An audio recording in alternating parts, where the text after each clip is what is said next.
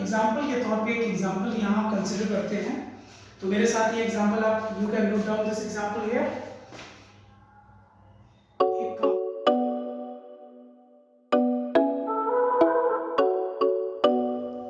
Hello students, welcome to Hemant Semwal classes. बच्चों, आज हम अपने 9th क्लास के बच्चों के लिए साइंस में हमने जो मोशन का जो टॉपिक की जो हमारी फर्स्ट क्लास जो आपने मेरा फर्स्ट वीडियो देखा था, उस वीडियो के कंटेक्स्ट में आज ये उसकी एक कंटिन्यूएशन में सेकंड क्लास है। और आज इस क्लास में हम लोग ये जानेंगे कुछ फंडामेंटल इक्वेशन ऑफ मोशंस के बारे में जानेंगे और ये जानेंगे कि इन इक्वेशन ऑफ मोशंस को हम किस तरीके से न्यूमेरिकल प्रॉब्लम सॉल्विंग में यूज करते हैं, राइट। तो हमारे 9th क्लास के स्टूडेंट्स हैं, उन स्टूडेंट्स के लिए ये क्लास एक बेनिफिशियल क्लास होने जा रही है। आप ध्यान से देखिए और देखिए बेसिक रिलेशंस को किस तरीके से हम न्यूमेरिकल प्रॉब्लम सॉल्विंग्स के अंदर यूज करते हैं। तो आइए जानते हैं अपनी कुछ basic equations, equation of motions. ये इक्वेशंस है v is equal to u plus at। Second equation is your s is equal to ut plus half at square. Your third equation is v square minus u square is equal to 2as। इन तीनों equations में अगर आप देखेंगे तो जो symbols हमने use किए हैं, इसमें u represents initial velocity, v represents final velocity, a represents acceleration, t represents your time, s represents your distance।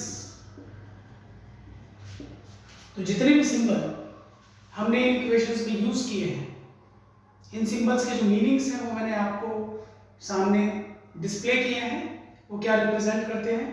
u initial velocity, v final velocity, a acceleration, t time, s distance। Now let us know how do you use these equations of motion in solving your numerical problems। अब हम एक sample example के तौर पे एक example यहाँ consider करते हैं।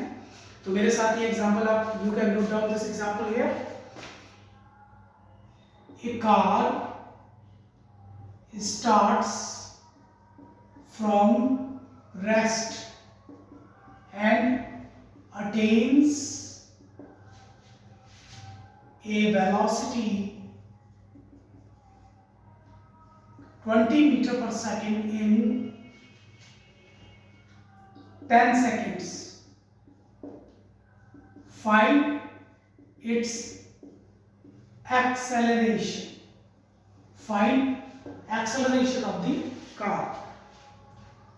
I again repeat this question. A car starts from rest and attains a velocity of 20 meter per second in 10 seconds. Find the rate of acceleration of the car। So the question should be clear to you. Let us solve this problem। देखिए, सबसे पहले हम data collect करते हैं। How do you collect the data? What is the initial velocity of the car? The initial velocity of the car is 0 since the car is at rest. अगर कभी भी आपको ये वर्ड आपकी न्यूमेरिकल प्रॉब्लम में मिलता है तो बाय डिफॉल्ट जो भी बॉडी है उसकी initial velocity is taken to be 0, right. Now secondly, final velocity 20 metre पर second, time 10 second, this is the data, and acceleration there is a question mark।